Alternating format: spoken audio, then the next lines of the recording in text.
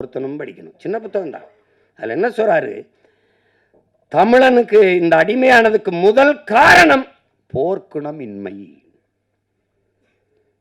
அதுக்காக நிறைய சொல்றாரு, முதலில் பண்பட்ட இனம் நாகரிகம் அடைந்த இனம் போர்க்குணம் அற்று போகுங்கிறார். முதலில் பண்பட்ட இனம் போர்க்குணம் அற்று போகும். எப்படின்னு கேளுங்களேன். இவர் ஒரு சண்டை நினை, ஏப்பா எதுக்குப்பா அவன் காலி பயிலோட போய் சண்டை போட்டுக்கணும், வாப்பா நமக்கு அது வாப்பா தரோம். இங்கே தான் அது இதாகிருது. எதுக்குப்பா பிரச்சனை, எதுக்குப்பா வம்பு, எதுக்குப்பா பிரச்சனை, அது நமக்கு மட்டும் இல்லை நாட்டுக்கே அதான் பிரச்சனை ஆயிடுது.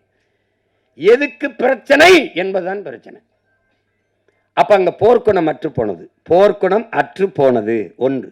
ரெண்டாவது, தன்னிடத்தில் இருப்பதை விட பிறரிடத்தில் இருப்பது உயர்ந்தது, இந்த இழிவான சிந்தனை.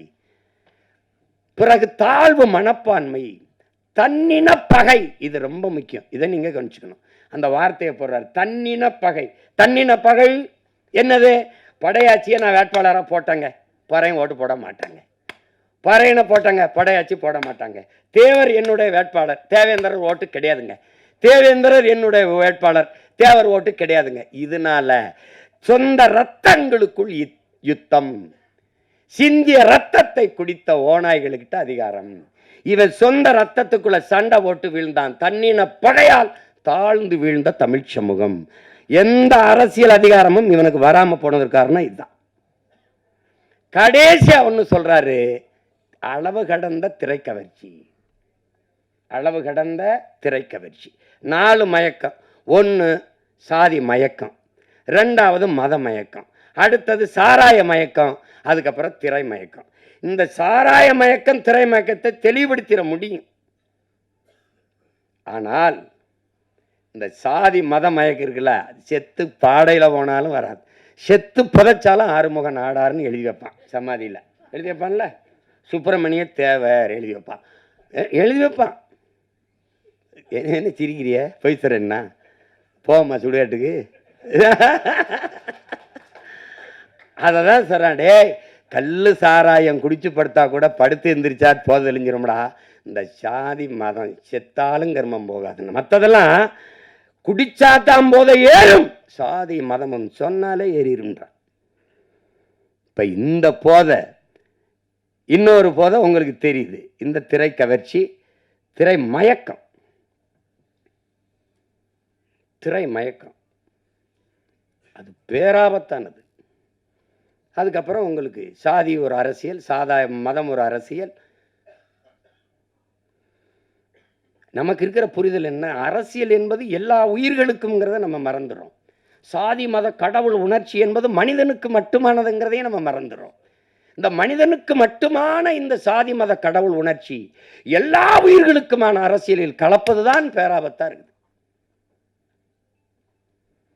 ஒரு நாட்டின் மிக உயர்ந்த பதவியில் இருக்கிற ஒரு தலைவர், குறிப்பாக உள்துறை அமைச்சர், ஹோம் மினிஸ்டரா இருக்க ஒரு தலைவர், மதுரையில் வந்து இந்து மக்களின் ஒற்றுமை அப்படின்னு பேசிடுறாங்க.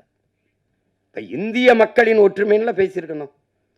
அப்ப இந்து மக்களின் ஒற்றுமைன்னு ஒரு நாட்டின் மிகப்பெரிய தலைவரே பேசும்போது அங்க எங்க தேச ஒற்றுமை இருக்கும்? அது எப்படி இருக்குது? அது எவ்வளவு பெரிய ஆபத்தான ஒரு கருத்தா இருக்குது பத்தியா? இதுதான் பிரச்சனை. இதை ஒழிக்கணும்னா ஒரே ஒரு ஆயுதம் தான் நம்மகிட்ட இருக்குது, அதுதான் புரட்சி. கட்சி அரசியல்களால் இதை சரி செய்ய முடியாது. புரட்சி ஒன்றால் தான் இந்த தீமைகளை எல்லாம் புரட்டி போட முடியும். இல்லை என்றால் ஒவ்வொரு நாளும் ஐயோ ஊழல், ஐயோ லஞ்சம், ஐயோ கொலை, ஐயோ கொள்ளை, ஐயோ சாராயம், ஐயோ நீ உனக்கு என்னைக்கு கோபப்பட்டிருக்கோம்? நம்ம நாட்டின் பாதுகாப்புக்கு எல்லையில நின்று போரிட்டு நாட்டின் பாதுகாப்புக்கு நின்று படை வீரன் செத்து உயிருக்கு வந்துட்டான். உயிரற்ற உடல் வருது. எத்தனை கோடி, எவ்வளவு லட்சம் இந்த நாடு மத்திய மாநில அரசுகள் கொடுத்துருக்கு? யாராவது நெஞ்ச தொட்டுச்சு? யாராவது சொல், யாராவது சொல். இந்த நாட்டின் ராணுவ வீரன் நாட்டை பாதுகாக்க போரிட்டு எல்லையில நின்று செத்து வந்தான். மத்திய அரசு 1 கோடி அறிவிச்சது, 2 கோடி அறிவிச்சது, முடியாதா? மாநில அரசு கொடுத்தது. ஒருத்தன் வெங்கல பதக்கம் வந்தா 1 கோடி அந்த நிறுவனம், 1 கோடி இந்த மாநில அரசு, 1 கோடி அந்த அரசு என்றா. அப்ப செத்து வந்ததுக்கு என்ன கொடுத்துருக்கு? கள்ளச்சாராயம் குடிச்சு செத்தவனுக்கு 10 லட்சம். ஒரு முதலாளி அவன் காட்சி விற்று பல லட்சங்களை சம்பாரித்து கொண்டிருக்கிறான். கொழுப்படுத்து போய் ஒருத்தன் குடிச்சு செத்துருக்கான். ஒரு முதலாளியின் லாப தேவை, ஒருத்தன் போதை, இதில் செத்து விழுந்தவனுக்கு 10 லட்சம் மக்கள் காசில் கொடுக்கப்படுது. ஆனால் நாட்டை காப்பாற்ற எல்லை நின்று செத்து வந்தவனுக்கு எத்தனை லட்சம் யாராவது சொல்லுங்க. நான் இராணுவத்துக்கு போய் செத்தேன்னா நாட்டுக்காக செத்தால் என் வீட்டை என் நாடு பாதுகாக்குங்கிற எண்ணம் வராத போது எவன்டா நாட்டு இராணுவத்தில் வந்து சேருவான்? எவன் சேருவான்? அப்புறம் தேசப்பற்று எப்படி வரும்? நாட்டுப்பற்று எப்படி வரும்? நாட்டுக்காக செத்தவன் மீதே நாடு பற்று வைக்காத போது நாட்டுப்பற்று எவனுக்கு வரும்? சாதாரண குடிகளுக்கு எப்படி நாட்டுப்பற்று வரும்? எப்படி வரும்? எல்லாத்தையும் நம்ம சகித்துக்கிட்டோம் பாருங்க. இந்த இடத்துல கோவப்படலை, இந்த இடத்துல கேள்வி வரலை. ஏன் இப்படி நடக்குது? கேள்வி வரலை. ஏன்னா குப்பையை கூட்டுற தொழிலாளியை கூட நீ தனியார் முதலாளிக்கு கொடுத்துருவீன்னா அப்போ எதை தான் நீ வச்சுப்ப? 1 கிலோ குப்பை 1 கிலோ குப்பை வரல 12 ரூபாயாங்க. யாராவது சொல்லுங்க, எல்லாம் படித்தவங்க தானே இருக்கீங்க. 1 கிலோ குப்பையை அள்ளி எடுக்க 12 ரூபாயா? ஒரு கழிவறையை கழுவி முடிக்க 350 ரூபாயா? 350 ரூபாய்க்கு ஒரு கக்குசு கழுவிக்கலாங்க உங்கள் வீட்டில்? நீங்கள் சிரிக்கிறதுக்கு சொல்லலை, கோவப்படணும். நம்ம பாட்டன் தாத்தன் சொல்றான்ல, ஏமாறுகிற இருக்கிற வரை ஏமாற்றுவன் இருப்பான், ஏமாற்றுவன் இருப்பான். திட்டம் போட்டு திருடுற கூட்டம் திருடி கொண்டே இருக்குது, அதை சட்டம் போட்டு தடுக்கிற கூட்டம் தடுத்து கொண்டே இருக்குது. அது நடந்துட்டு தான் இருக்குது. அண்ணா திருடனாய் பார்த்து திருந்தாவிட்டால் திருட்டை ஒழிக்க முடியாது. இப்போ திருடனா பார்த்தா நம்ம பார்த்தா அவன் திருந்தலை, இப்போ நம்ம திருத்தணும். அவன் தான் திருந்தலையே, 1 வருஷம் 2 வருஷம் இல்லை 60 வருஷம் திருடுறான். அவன் திருந்தலை. அப்போ என்ன பண்ணணும்? திருத்தணும். யார் திருத்தணும்? நாம தான். என்ன பண்ணணும்? உங்கள் கையால் என்ன பண்ணணும்? ஒரே அழுத்த ஒரு அழுத்தணும். என்னது ஒற்றை விரல் புரட்சிங்கிறது சரிதான். அது தெரியல. அவங்க உட்கார்ந்துருக்கிற அவங்கெல்லாம் அதிகாரம் அது நாம கொடுத்ததுங்கிற எண்ணம் நமக்கு வரணும். நம்ம போட்ட ஒத்த ஓட்டில் வந்த வலிமை தான் அதுன்னு வரணும். உங்களுக்கு என்ன வரணும்? அதுதான் முக்கியம் இங்கே. அப்போ அங்கே தான் மாறுதல். அதை தான் அண்ணல் காந்தியடிகள் உலகத்தை எப்படிப்பட்ட மாறுதலுக்கு கொண்டு வர நினைக்கிறியோ அதை உன்னிலிருந்து தொடங்குடாங்கிறார். நீங்கள் நான் என்னிலிருந்து தொடங்குறேன், நீங்கள் உங்களிலிருந்து தொடங்குங்க. நம்மிலிருந்து நல்ல மாற்றம் தொடங்கட்டும். நான் 6 மாதத்தில் தேர்தல் வருது, அப்போவாது ஒரு மாறுதல் வருதான்னு பார்ப்போம். அதான் ரொம்ப முக்கியம். என்ன ஐயாமனே?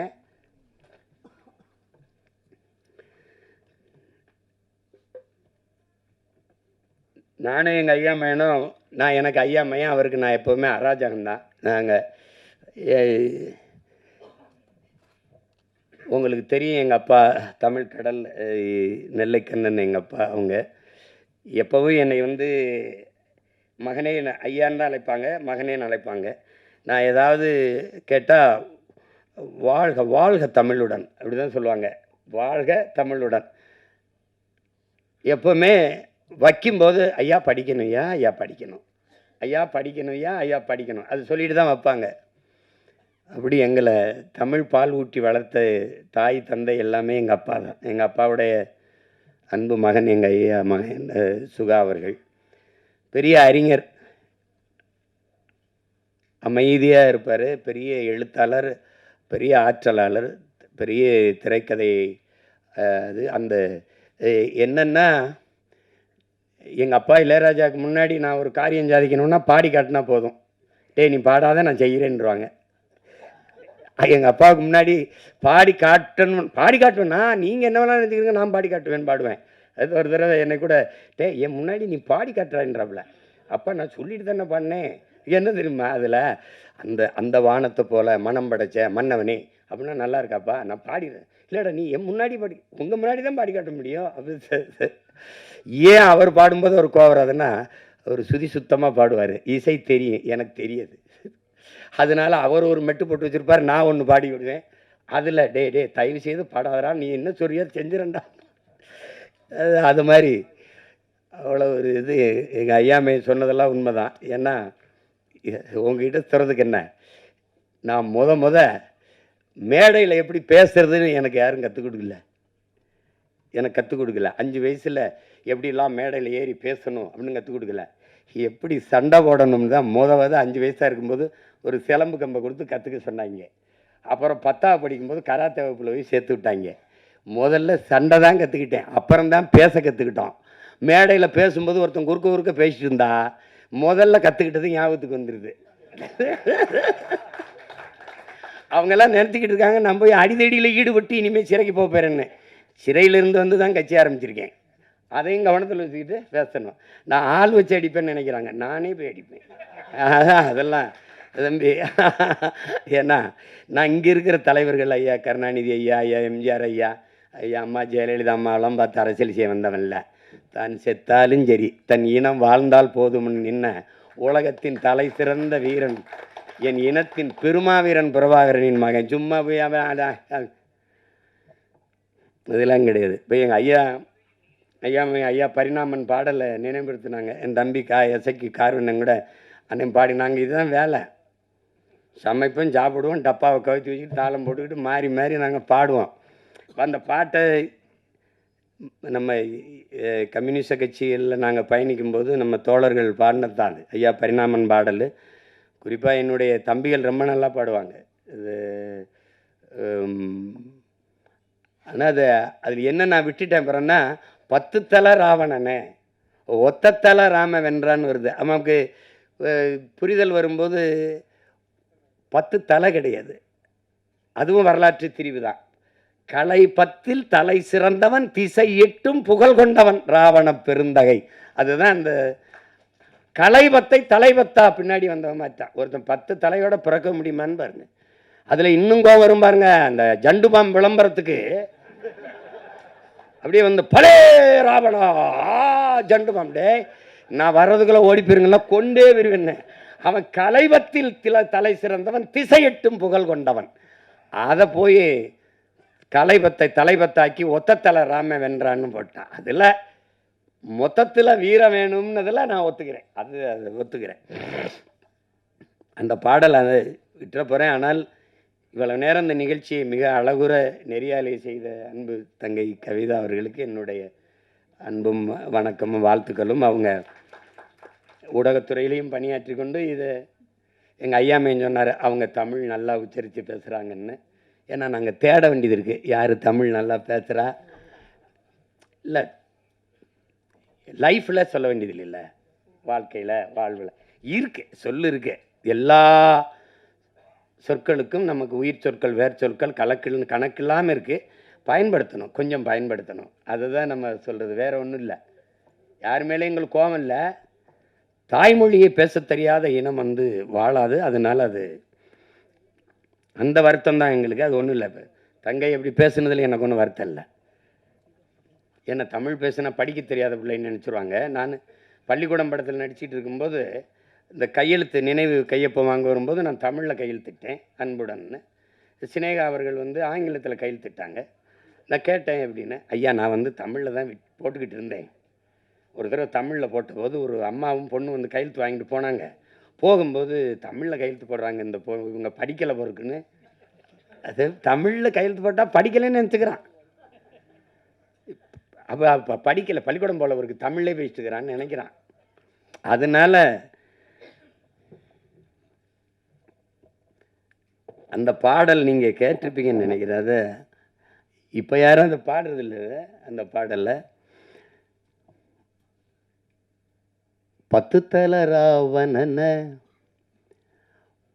ஒத்த தலை ராம வென்றான். இந்த பாட்டை நானும் எங்கள் மாமா சவுந்தர அவர்களும் ஐயா பாக்கியராஜ் வீட்டுக்கு போனோம்னா ஒரு தடவை அந்த பாட்டை பாடுங்க அப்படிம்பாங்க. தாளம் போட்டு நாங்கள் பாடுவோம். 10 தலை ராவணன ஒத்த தலை ராம வென்றான், மொத்தத்தில் வீர வேணும் சுடலமாடா, இந்த வித்தைகளை கற்றுக்காம சத்தியத்தை ஒத்துக்காம கத்துனா போனதெல்லாம் கிடைக்குமாடா தம்பி, கத்துனா போனதெல்லாம் கிடைக்குமாடா.